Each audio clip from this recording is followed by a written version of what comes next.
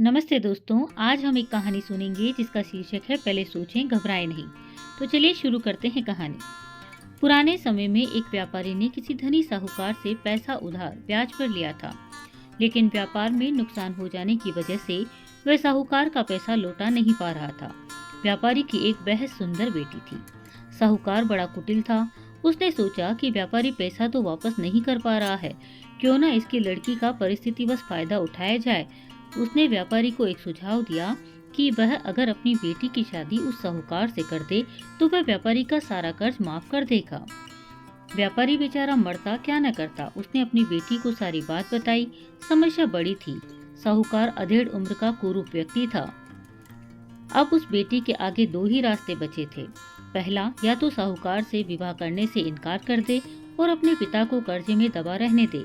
दूसरा, साहूकार से खुशी से विवाह कर ले ताकि उसका पिता स्वतंत्रता से रह सके। मित्रों, अक्सर हमारे जीवन में ऐसे मोड़ आते हैं जब हमें यकीन होने लगता है कि अब कोई रास्ता नहीं बचा है और हम अब बुरी तरह फंस चुके हैं। अखबारों में सुनने में आता है कि लोग आत्महत्या तक कर लेते हैं। अपने दिमाग को पानी की तरह रखिए। एकदम निर्मल, शांत और चलायमान पानी को देखा है? पानी हर जगह से अपना रास्ता निकाल ही लेता है। ठीक वैसे ही बन जाओ। आगे देखिए, लड़की ने क्या फैसला लिया। लड़की ने साहूकार के आगे एक शर्त रखी कि साहूकार एक थैला लाए और उसमें दो गोलियां डाले, एक सफेद रंग की तथा दूसरी काले रंग की। इसके बाद लड़की उस थैले से आंख बंद करके कोई भी एक गोली निकालेगी। गोली अगर काली निकली तो लड़की साहूकार से विवाह कर लेगी और उसके पिता का कर्ज माफ कर दिया जाएगा। साथ ही अगर सफेद गोली निकली तो भी पिता का कर्ज माफ कर दिया जाएगा, लेकिन लड़की साहूकार से विवाह नहीं करेगी।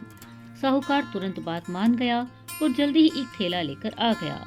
अब जब वह थैले में गोलियां डाल रहा था तो लड़की ने देखा कि साहूकार ने चालाकी से दोनों गोली काली ही थैली में डाल दी है। अब लड़की परेशान हो गई कि वह करे तो क्या करे।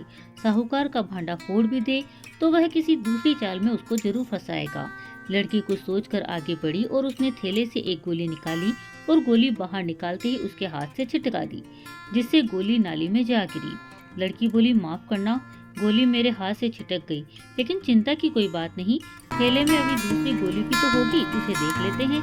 अगर गोली काली निकली तो मैंने सफेद गोली उठाई होगी और थैले में सफेद गोली निकली तो मैंने काली गोली उठाई होगी। व्यापारी ने थैले में हाथ डाला तो देखा काली गोली निकली।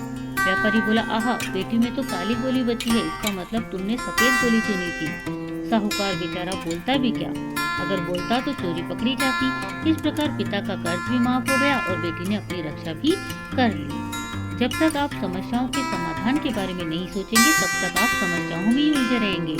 इस कहानी से हमें ये शिक्षा मिलती है कि अपने विचारों को खुलने दें, थोड़ा हटकर सोचें।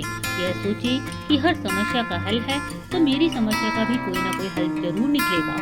जब आप ऐसा सोचने लगेंगे तो यकीन मानिए आपको समस्याओं के हल भी मिलना शुरू हो जाएंगे। धन्यवाद।